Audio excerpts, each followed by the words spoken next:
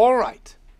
So now we're all ready. We've set the groundwork. We're all ready to define what we mean by probability. Now, the definition we're going to look at is a practical definition of probability. Probability theory itself is a well-formed mathematical theory. We're not going into that. We are going to try and get a practical definition of it. Just like when you learned geometry, going back to the geometry analogy, you learned about straight lines there. And we know that those only exist in somebody's mind, whereas all around us are all sorts of straight lines, but they would not fit that definition, the geometry definition. But that's fine, because this is how we use it, and this is how engineers use straight lines to put up buildings, etc. So here we are. Let's try and get a practical definition of probability. And what we're going to do is we're going to take advantage of that long-range stability. If an experiment is repeated n times, I haven't told you what n is, but that's okay. So if an experiment is repeated n times under essentially identical conditions, so we're going to repeat the same experiment, like flipping a coin over and over. We do it over and over. Okay. Essentially identical condition. Now, think of an event A, whatever you want it to be. And suppose this event A occurs m times. So you're doing this n times, and now you're worried about the event A occurring m times. Then, as n gets large, look at the ratio or the proportion, m over n. This approaches the probability of A. There it is. There is the definition of the probability of A. For large n, it's the proportion of times your event happens. It's as simple as that. And we've seen this. We saw this with the mortality tables. We've seen this repeatedly. Except we just didn't call it probability. But we could have. We called it proportions. That's fine. But this is deliberately vague because we're trying to, in certain spots, because we're trying to get a practical definition. So I haven't said to you, what is essentially identical conditions? What do we mean by that? Do we need to have the humidity exactly the same? Do we need to have the wind directions exactly the same? And then, what do we mean by n gets large? Is 3 large? Is 3 million large? I haven't said anything. And what do we mean by approaches? Is this in a limit, as in mathematics? Okay, so it's deliberately vague so that we can apply it. You know, something like this, getting back to the essentially identical conditions, we're going to be talking about people. And we're going to say, well, the probability that this patient will survive the operation is 0.4. Why? Because 40% of previous patients have survived that. But are those patients identical? No, they're not. That is how we're going to be applying this, though. So we have to be prepared to understand when we can apply these conditions and when not. But for the time being, let's just go with this. So the probability of the event A is the proportion when n is large. Now, there is a related quantity. There is a related quantity, and that is the odds of A. So rather than the probability of A, we can also talk about the odds of A. And the only difference is that the odds of A, it's also a ratio, but it's the ratio of the number of times A occurred to the number of times A did not occur.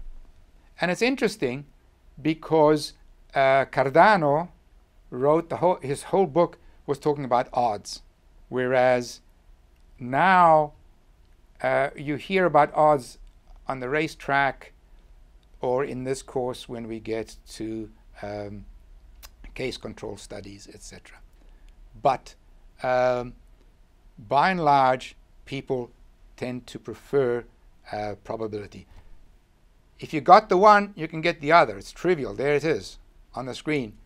You can this is just the P of A over 1 minus P of A. So if you've got the one, you can solve for the other. Okay, so it's not like one is different from the other. Okay, we'll come back to odds later. Let's turn our attention back to probability. Just before the Second World War, this fellow by the name of Kerridge was visiting Copenhagen in Denmark, and the Germans invaded Copenhagen, and Kerridge was South African, and so he was interred by the Germans. So here he was imprisoned, and he had nothing to do. So he's a mathematician. What does a mathematician do? Well, he started flipping a coin. So he flipped the coin, and he collected pieces of paper so he could keep tabs of what happened when he flipped the coin. And he had enough paper to note what happened when he flipped the coin 10,000 times. So here are the results of his 10,000 tosses. So you can see that initially it's unpredictable and things go all over the place.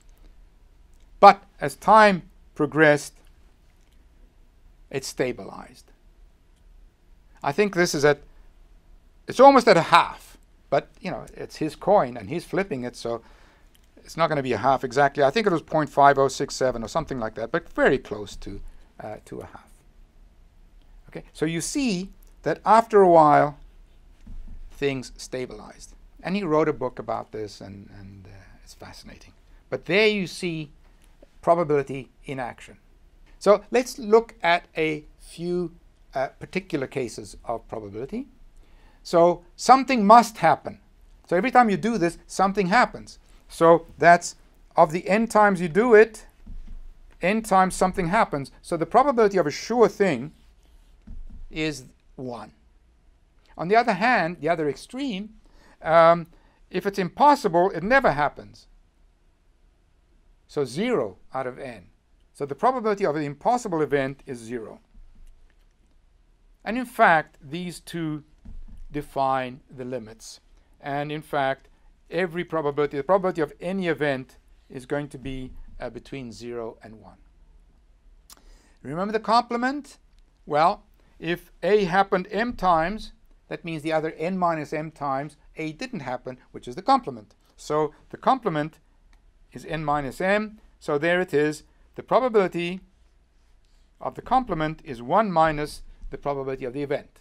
Or another way of saying that is the probability of A plus the probability of A complement is equal to 1. So here we have it in our Venn diagram. M times it happened out of the n. S was n. M is A happens m times. And there's the complement, is n minus n. So we can get that formula from the Venn diagram. It's very nice.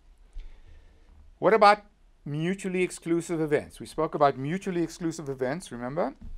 Then if A and B are mutually exclusive events, that means they cannot happen at the same time. That means that the probability of A plus the probability of B is the probability of A union B.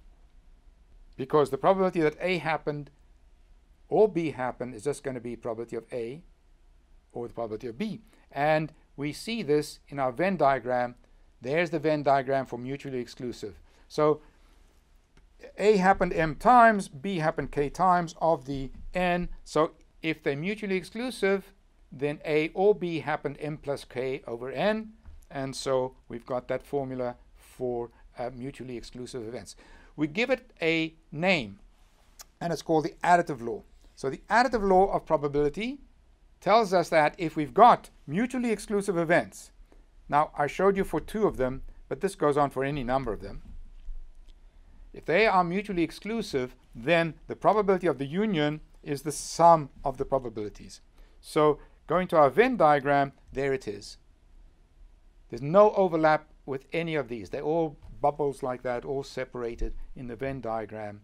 And Venn diagram and probability it's very easy to think of the probability when applied to a Venn diagram as an area. Think of how the areas work and you won't go wrong. So for example, the area of A is the probability of A. And so A and B would be these two together. And so the area of A plus the area of B is the probability of A union B, plus the probability of C plus the area of C. So there's no double dipping. Whereas if A and B are not mutually exclusive, then there is some overlap. And in fact, if we look at the area of A and add it to the area of B and think that that should be the probability of A union B, we'd be wrong. Why? Because we would be bringing this part here, which is A and B, we would be bringing that part in twice. So this would be A intersect B. We would be bringing that in twice if we do our area analogy, and so that would be wrong. So the general formula is the probability of A union B is the probability of A plus the probability of B minus the probability of A and B. Okay, so now you have the additive law.